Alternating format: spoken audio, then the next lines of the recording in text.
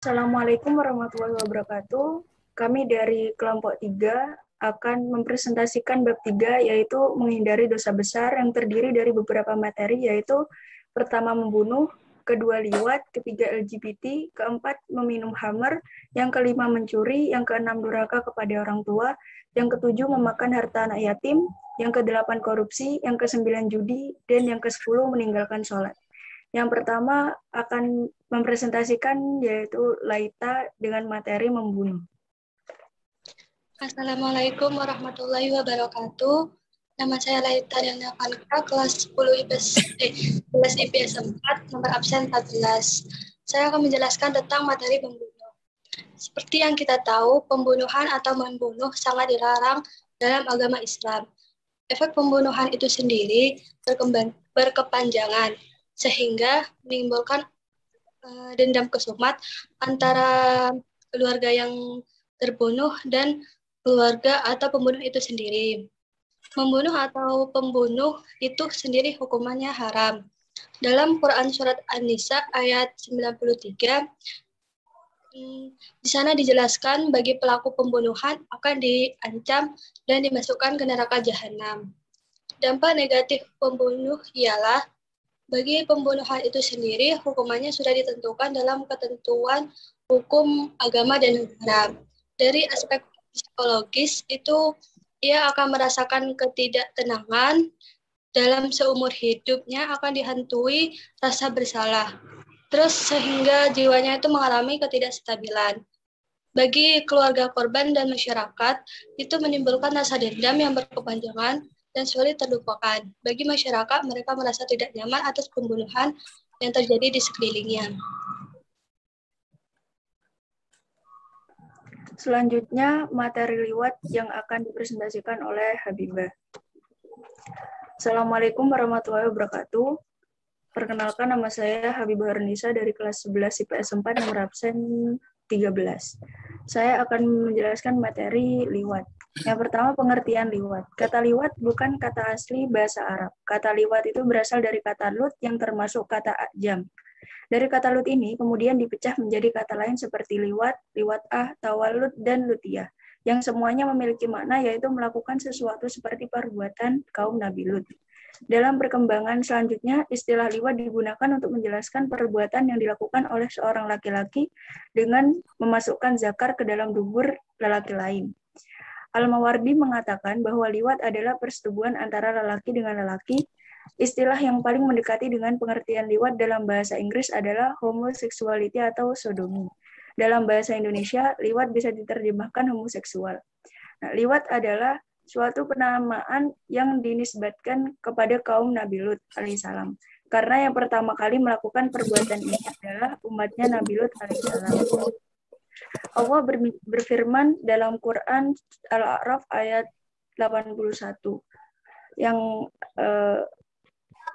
lalu umat Nabi Lut ini mendiami kota yang bernama Sodom. Penduduk kota itu melakukan perbuatan keji, yaitu berhubungan sesama jenis, laki-laki dengan laki-laki dan perempuan dengan perempuan, sehingga perilaku liwat juga disebut dengan sodomi.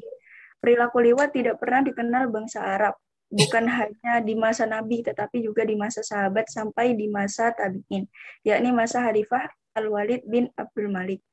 Sebab mereka bisa terjerumus karena derasnya godaan maksiat, bisa juga karena semata-mata tidak tahu bahwa perilaku tersebut dikecam keras oleh Al-Quran dan Al-Hadis. Dasar keharaman liwat. Allah menyebut perilaku liwat sebagaimana dijelaskan dalam Quran Surat Al-A'raf ayat 80. Dengan sebutan fahisi atau disebut juga keji atau jijik. Adapun tentang keharaman perbuatan yang termasuk dalam kategori fahisi yang dijelaskan dalam Quran Surat Al-A'raf ayat 33. Jika liwat disebut dengan fahisyah, sementara dalam ayat yang lain ditegaskan bahwa Allah mengharamkan fahisyah, maka hal itu menunjukkan dengan jelas tanpa keraguan bahwa liwat adalah perbuatan maksiat dan diharamkan Allah Subhanahu wa taala. Nah, zina adalah godaan dosa besar dan sangat berbahaya bagi kehidupan manusia. Namun liwat di samping termasuk dosa besar, perilaku ini lebih berbahaya bagi manusia daripada zina. Dampak negatif liwat yang pertama dikategorikan sebagai orang yang melampaui batas atau musrifun. Yang kedua dilaknat oleh Allah Subhanahu wa taala. Yang ketiga, daya rusak liwat lebih besar daripada zina. Dan yang keempat, Allah menamakan orang yang melakukan liwat sebagai kaum perusak dan orang yang zalim. Selanjutnya, materi LGBT yang akan dipresentasikan oleh Tufail.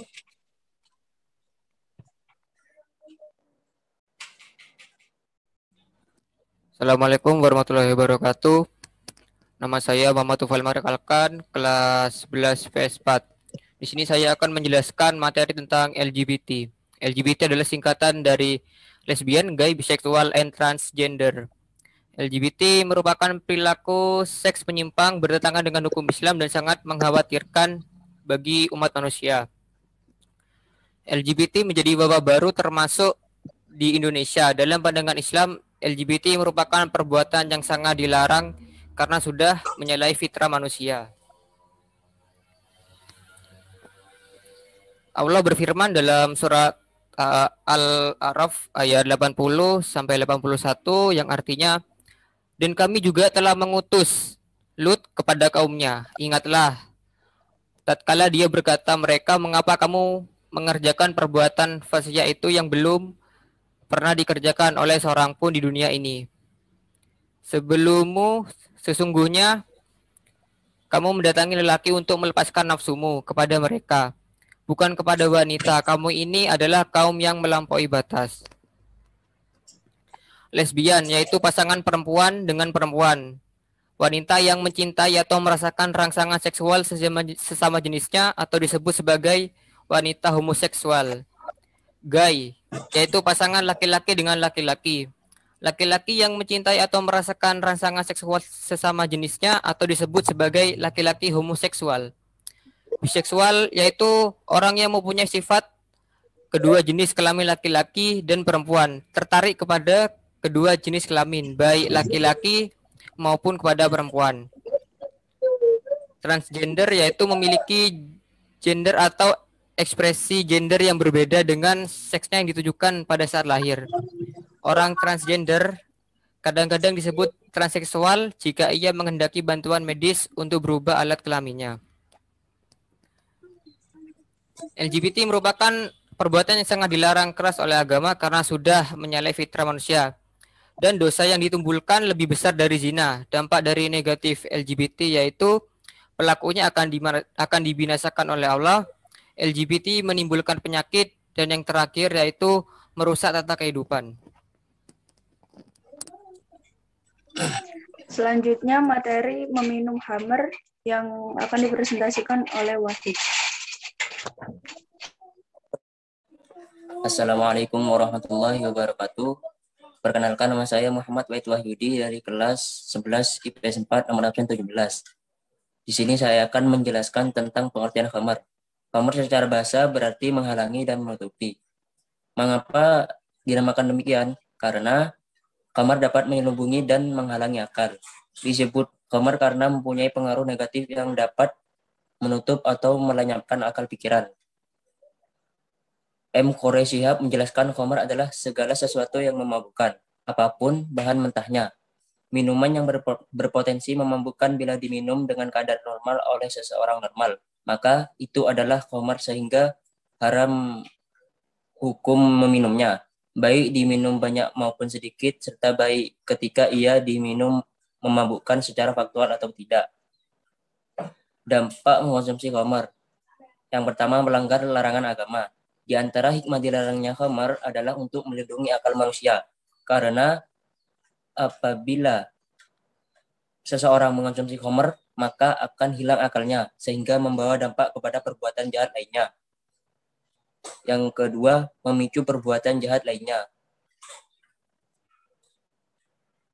Abdul bin Amr berpendapat bahwa minuman keras merupakan dosa yang paling besar dan tidak diragukan lagi bahwa perbuatan itu merupakan induk dari segala keburukan dan orang yang mengenalinya akan dilaknat. Yang ketiga, terlarang melaksanakan ibadah. Al-Quran menjelaskan tentang bahaya mabuk-mabukan yang dikaitkan dengan masalah ibadah. Karena ibadah harus dilaksanakan dengan penuh kesadaran dan ketulusan, maka tidak akan dapat dipenuhi oleh mereka yang hilang akal sehatnya. Yang keempat, menimbulkan gangguan mental organik.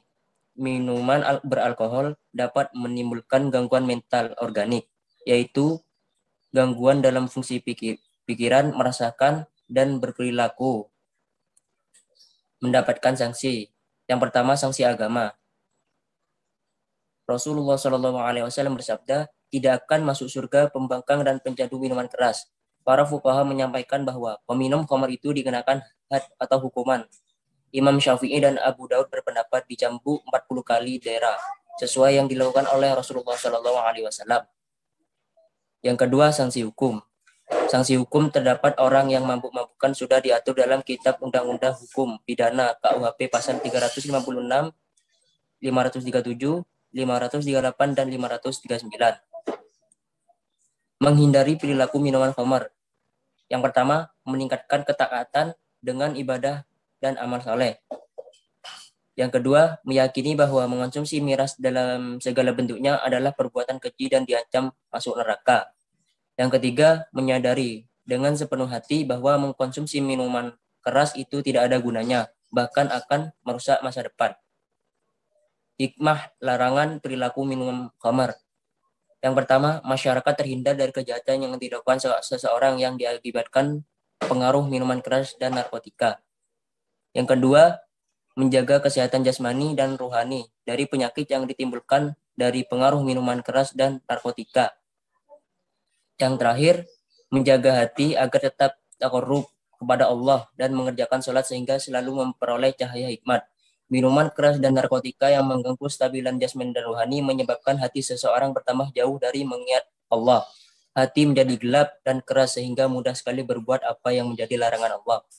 Sekian dari saya. Wassalamualaikum warahmatullahi wabarakatuh. Selanjutnya, materi mencuri yang akan dipresentasikan oleh Damara.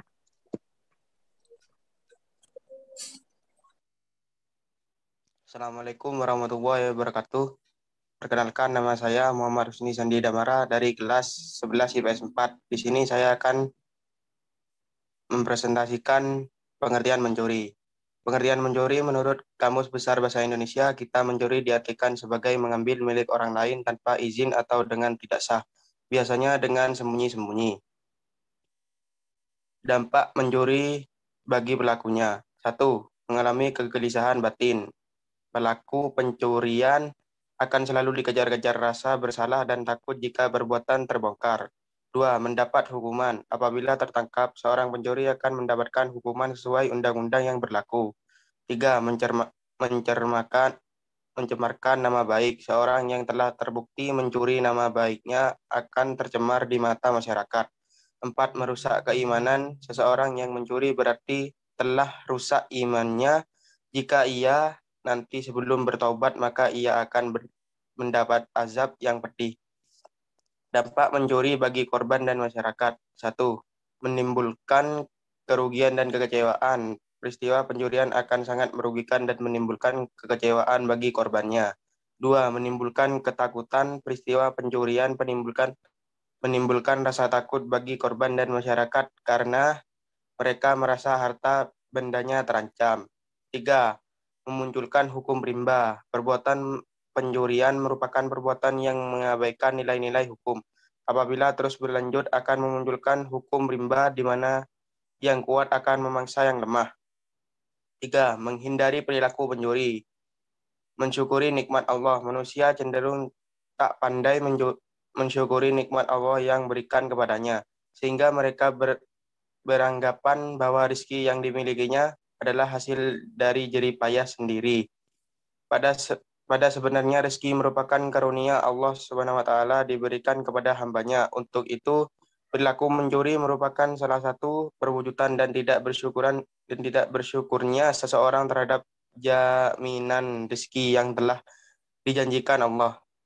2. Menghormati hak milik orang lain. Islam sangat menghormati hak milik yang dimiliki oleh setiap orang. Salah satu bentuk penghormatan terhadap hak milik ini dinyatakan Al-Quran dengan larangan memakan atau menggunakan hak milik orang lain secara tidak sah sebagai firman-Nya. 3. Meningkatkan etos kerja. Salah satu penyebab perilaku mencuri adalah malas bekerja. Perilaku pencurian biasanya ingin mendapatkan harta dengan cara yang mudah. tanpa susah-susah bekerja keras. Dengan dilarangnya mencuri, maka akan meningkatkan semangat kerja atau etos kerja dan menghindari kemalasan, sehingga perilaku mencuri dapat dicegah. Yang terakhir, 4 hikmah larangan mencuri. Yang pertama, terjaminnya hak milik. Seorang akan menjadi tenang karena harta benda yang diperoleh terlindungi dari pencurian. Yang kedua, setiap orang akan termotivasi untuk bekerja keras sehingga terhindar dari perilaku malas. Yang ketiga, terjaminnya tata kehidupan sosial damai dan harmonis. Dengan dilarangnya mencuri, maka seorang akan merasakan ketenangan terhadap harta benda yang dimilikinya. Pada akhirnya, ketenangan ini akan membawa dampak yang positif terhadap kehidupan sosial di masyarakat. Seseorang tidak akan merasa khawatir beraktivitas di luar rumah dan meninggalkan harta miliknya. Yang terakhir, dengan adanya ancaman hukum bagi pelaku pencurian, maka orang akan hati-hati dan tidak melakukan pencurian. Sekian dari saya. Wassalamualaikum warahmatullahi wabarakatuh. Selanjutnya, materi durhaka kepada orang tua yang akan dipresentasikan oleh Laita. Assalamualaikum warahmatullahi wabarakatuh. Nama saya Laita, kelas 11 IPS 4, nomor absen 14. Saya akan menjelaskan tentang durhaka kepada orang tua. Larangan durhaka kepada orang tua. Jasa kedua orang tua terhadap anak sangatlah besar, tidak dapat dinilai dengan apapun. Seorang ibu mengandung dan merawat anaknya saat kondisi apapun. Sang bapak bekerja tanpa mengenal lelah untuk mencukupi kebutuhan hidupnya. Durhaka kepada orang tua atau uqud al-walidain adalah termasuk dosa yang besar yang tingkatannya mengiringi dosa syirik. Bentuk perbuatan durhaka kepada orang tua misalnya dapat berupa mengucapkan perkataan yang menunjukkan tidak suka atau mencela orang tua, baik itu secara langsung atau tidak langsung, malu menyebut sebagai orang tua, atau memberatkan orang tua dengan banyak permintaan, dan lain sebagainya. Dampak durhaka kepada orang tua itu dibenci oleh Allah Subhanahu wa Ta'ala, karena ridha Allah tergantung pada ridha orang tua dan murka Allah tergantung pada murkanya orang tua. Apabila ada orang yang durhaka kepada orang tuanya yang menyebabkan orang tuanya membencinya, maka Allah juga akan membencinya. Terus juga dampaknya itu juga disegerakan untuk mendapat azab, terhalang masuk surga Allah, dan termasuk golongan orang yang hina.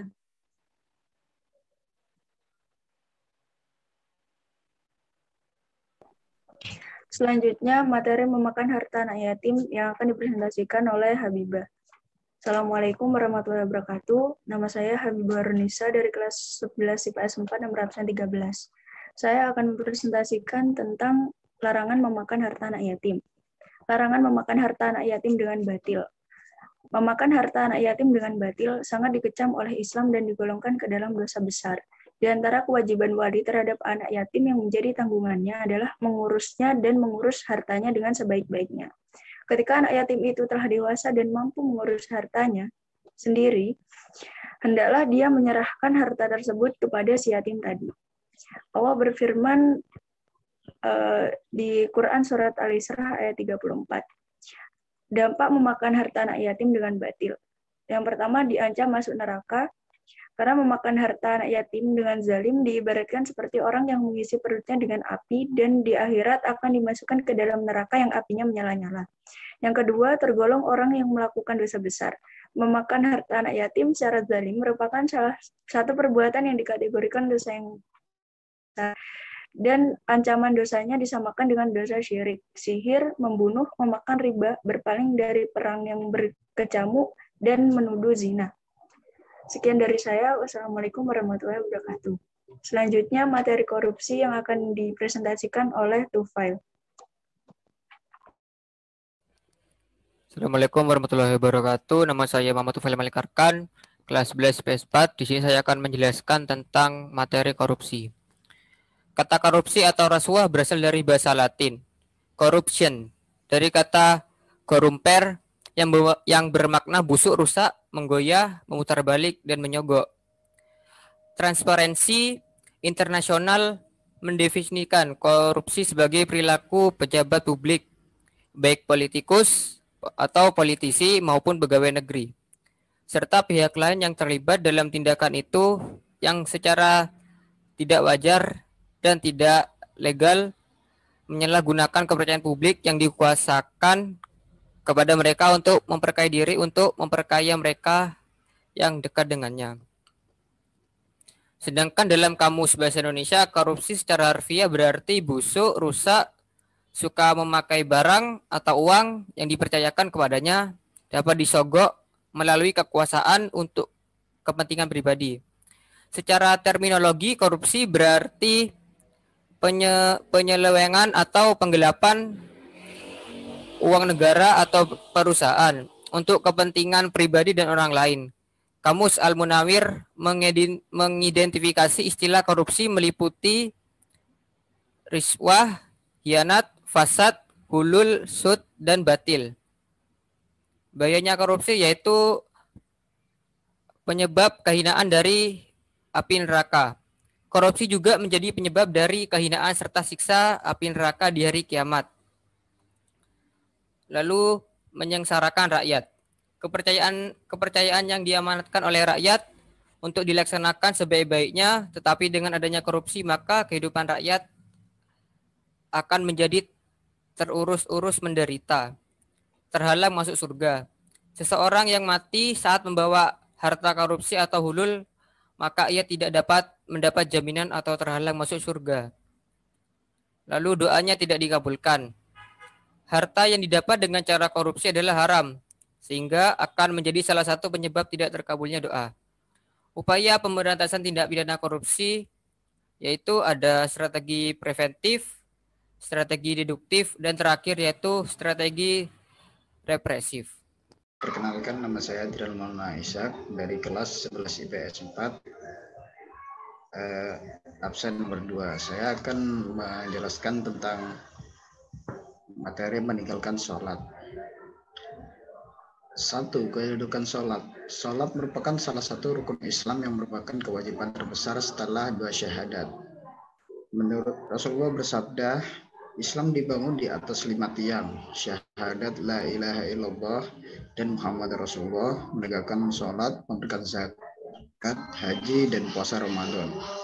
Kedua, dampak meninggalkan sholat, menyebabkan kesesatan. Sholat adalah sarana komunikasi kepada Tuhan, tentu harus dipergunakan dengan sebaik-baiknya. Yang poin B, dihukumi sebagai orang yang mendapat kecelakaan. Tugas utama manusia adalah untuk beribadah kepada Allah Subhanahu wa Ta'ala. Sholat adalah ibadah yang paling utama, bahkan menjadi salah satu rukun Islam. Poin C, diancam masuk neraka. Ketaatan manusia kepada Allah dibuktikan dengan ketundukannya dalam menjalankan kewajiban-kewajiban yang sudah ditentukan Allah.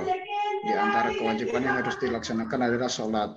Al-Quran menjelaskan bahwa ada di antara penghuni neraka yang ditanya Allah dengan pertanyaan, mengapa kamu masuk neraka di Sakor? Maka dia menjawab, dulu ketika di dunia dia meninggalkan sholat sampai dengan ajal menjemputnya.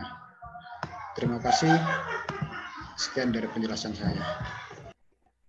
Yang akan dipresentasikan oleh juga. Pertama itu pengertian judi. Dalam Ensiklopedia Indonesia, judi diartikan sebagai suatu kegiatan pertaruhan untuk memperoleh keuntungan dari hasil suatu pertandingan, permainan, atau kejadian yang hasilnya tidak dapat diduga sebelumnya. Dalam pengertian syar'i, judi merupakan terjemahan dari maisir, yaitu segala bentuk permainan dengan taruhan uang, di mana yang menang mengambil uang tersebut. Allah Subhanahu wa Ta'ala menjelaskan permasalahan ini dalam Quran Surat Al-Maidah ayat 90. Selanjutnya ada unsur-unsur judi. Yang pertama, permainan. Unsur permainan dari judi adalah adanya perbuatan yang dilakukan, yaitu biasanya berbentuk permainan atau perlombaan yang dilakukan untuk bersenang-senang atau untuk mengisi waktu senggang guna menghibur hati. Yang kedua, untung-untungan. Unsur yang kedua dalam perjudian adalah untung-untungan, yaitu untuk memenangkan permainan atau perlombaan ini lebih banyak digantungkan kepada unsur spekulatif atau kebetulan. Yang ketiga, ada taruhan. Taruhan merupakan unsur penting dalam perjudian. Para pihak yang terlibat dalam perjudian tersebut melakukan taruhan untuk menebak pemenang dalam permainan atau perlombaan yang dijadikan taruhan. Yang ketiga, dampak negatif perilaku judi. Yang pertama, judi adalah perbuatan rijs yang berarti kotoran manusia, bau busuk, dan menjijikkan. Yang kedua, judi adalah perbuatan syaitan. Yang ketiga, merusak ukhuwat, menimbulkan permusuhan dan kebencian. Cara menghindari perilaku judi, yang pertama, para tokoh masyarakat, tokoh agama, dan pemerintah harus bergandeng tangan untuk bersama-sama memberantas perjudian. Yang kedua, setiap individu berusaha menghindari pergaulan dengan penjudi. Yang ketiga, setiap pelaku perjudian harus menyadari bahwa perilaku judi adalah melanggar ketentuan agama dan negara dengan cara segera bertaubat dan memperbaiki diri dengan amal saleh. Sekian presentasi dari kita kelompok 3. Assalamualaikum warahmatullahi wabarakatuh.